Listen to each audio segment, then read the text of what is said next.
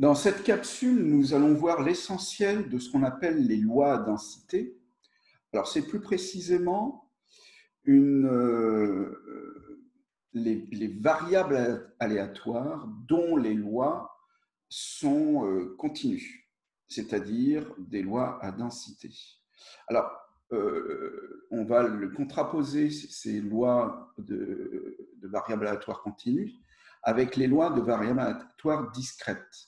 Alors, en fait, une variable aléatoire discrète, c'est une loi qui peut prendre un certain nombre de valeurs, là en l'occurrence x1, x2 et xn, où n est un nombre fini.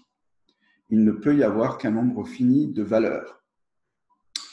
Ce tableau s'appelle le tableau de loi de probabilité de la variable. En première ligne, vous avez toutes les valeurs possibles prises par la variable aléatoire. Et en seconde ligne, c'est la probabilité que la variable aléatoire prenne la valeur x1 dans un premier temps, x2, etc. Donc ça s'appelle la loi de probabilité de la variable aléatoire. La somme de toutes les probabilités, P1, P2, Pn, étant égale à 1. Voilà. Alors, on va passer aux variables aléatoires continues.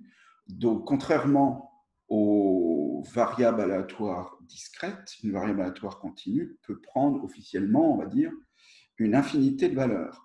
Alors, par exemple, si c'est la durée d'une communication téléphonique, peu importe d'ailleurs quelles sont les questions de durée, la taille de quelque chose, la température de l'eau dans un lieu bien particulier, officiellement, même si ce n'est pas vrai parce qu'on limite souvent à 10 puissance moins 2 les valeurs prises par ces variables aléatoires, mais officiellement, ça peut prendre une infinité de valeurs, donc ça s'appelle une variable aléatoire continue.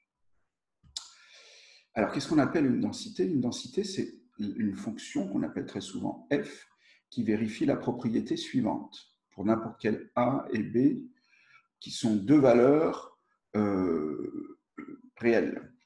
Et donc, cette fonction doit vérifier la propriété suivante. La probabilité que la variable aléatoire ait des valeurs comprises entre a et b est égale à l'intégrale de a et b de f de t dt. Voilà. Donc, puisque cette probabilité est égale à une intégrale, cette probabilité peut aussi être interprétée de manière graphique. Ce qu'on va voir ici.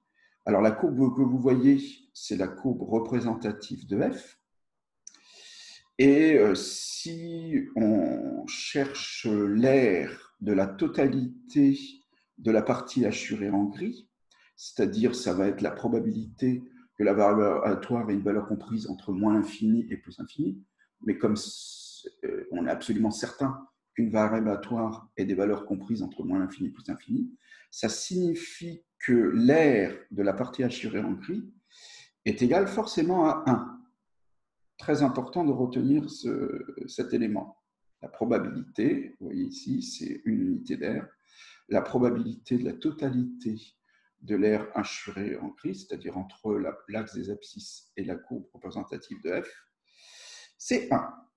Alors, bon, il faut l'avoir en tête, mais ce dont on a besoin le plus souvent, c'est chercher la probabilité que la variable aléatoire soit par exemple comprise entre alpha et bêta. Enfin, alpha et bêta étant deux nombres positifs ou négatifs, peu importe. Et donc, cette fois-ci, la probabilité que la variable aléatoire soit comprise entre alpha et bêta correspond à l'aire de la partie en rose. Et donc, forcément inférieure à 1 et supérieure à 0, puisque c'est une aire. Donc, voilà, ça, c'est l'interprétation graphique de la fonction de densité. Ce qu'on appelle une fonction de répartition, alors je vais passer un petit peu vite, c'est la fonction qui est égale à grand f de x, on la note très souvent grand f de x, et qui à tout petit x associe la probabilité que grand x soit inférieur ou égal à x. L'espérance mathématique d'une variable aléatoire continue est égale à ça. Alors c'est l'intégrale. Bon, si l'intervalle i et l'intervalle ab, c'est l'intégrale de a à b, de t fois f de t dt. Le f de t n'est plus tout seul comme tout à l'heure, il est accompagné par le t. Alors, ce qu'il faut savoir, c'est qu'il existe une multitude de lois prédéfinies, puisque les lois densité, les densités permettent de modéliser des situations statistiques et probabilistes. mais de nombreuses reviennent. Donc, il faut connaître un certain nombre de lois prédéfinies, comme la loi uniforme, la loi exponentielle, la loi normale et de bien d'autres encore. Voilà, cette capsule est terminée. Je vous remercie de l'avoir suivie. Au revoir.